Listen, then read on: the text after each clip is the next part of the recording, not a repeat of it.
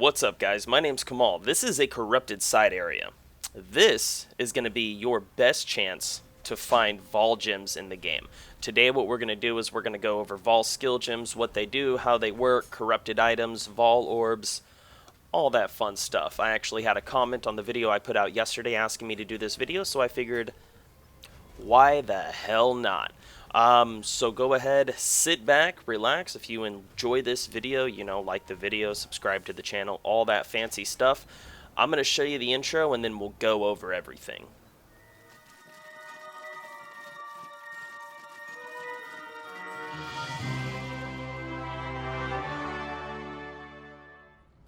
Alright, so I guess the first thing that we should go over is that every time you run one of these corrupted side areas, you will receive at least one Vaal Gem.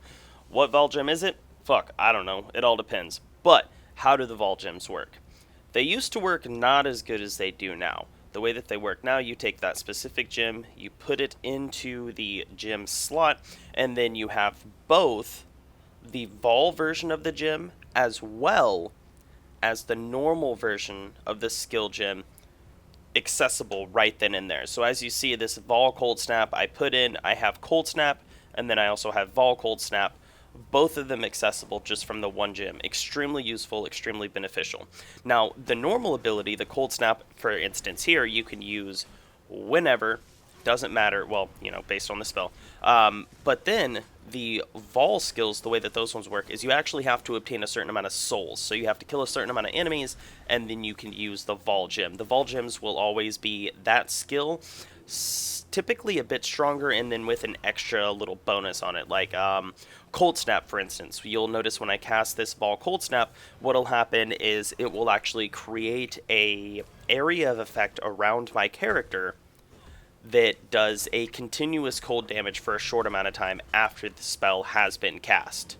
Alright, so now that we've looked at the Vaal side areas as well as the Vaal skill gems, we're going to look at the Vaal Orbs and see what they do. Now, a Vaal Orb is basically a handful of dice that you can throw at whatever item you want to throw it at.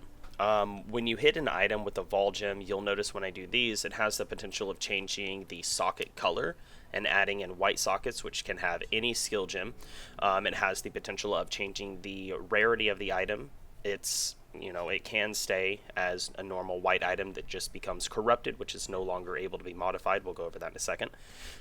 Or it can upgrade it to a magic or, a rare item. You can even use these on unique items. When you use the Vaal Gems on a unique item, you'll notice I do it on this Viridian Gem. It doesn't really do anything, Viridian Jewel. There's certain jewels in the game that you can only acquire by using a Vaal Gem, or a Vaal Orb rather, on a specific jewel, like the Self-Flagellation. You can only get that by Vaaling a Viridian Gem. And there's different uniques that can get upgrades by Vaaling it. Now, the downside to Vaaling these is, like I said, it's could be good, could be bad, but it's always random. Now, this randomness cannot be changed afterwards. So if you Vaal an item, as you're about to see, you're not going to be able to modify it at all whatsoever past that point. You can't scouring it and break it down. You're not going to be able to hit it with a jeweler's orb and change the amount of sockets in it. You can't hit it with a chromatic. You can't do anything at all to it once it's corrupted. So be aware that Vaaling an item, it does have the potential to be a phenomenal upgrade, but at the same time, it has the potential of being a complete waste. So, as with everything in this game, it's a gamble. You could come out on top, you could come out not. That's just how it is. So I hope that you guys found this video informative. I hope that you found this information useful. If so, like I said, please consider liking the channel, or liking the video, subscribing to the channel. Leave a comment in the section down below of what other type of information you guys are looking for in the game, and I'll try to produce some videos for you regarding those subjects. If you do want to show any monetary support for the channel, please consider joining the channel and becoming a member.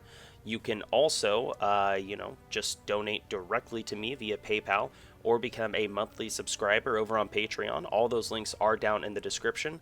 So, yeah, that's the end of it. I'm out.